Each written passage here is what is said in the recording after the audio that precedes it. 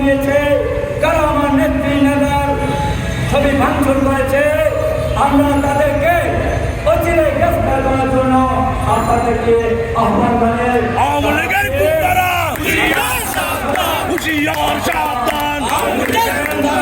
আমরা আপনাদেরকে সহযোগিতা করতে প্রস্তুত, আমরা সন্ত্রাসীদেরকে ধরতে প্রস্তুত।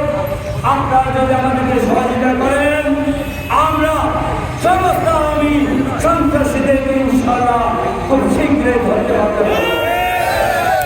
এভাবে সন্ত্রাসীদের বিরুদ্ধে রাষ্ট্রকে লড়াই করতে হবে।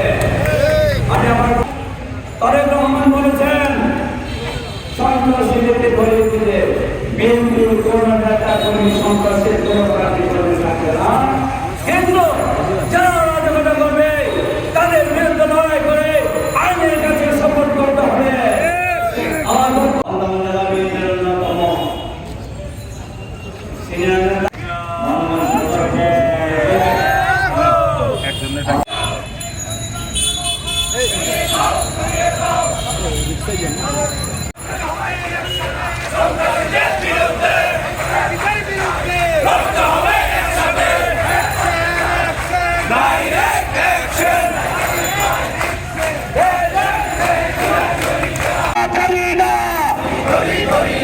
বীর বাহাদুরের চামচা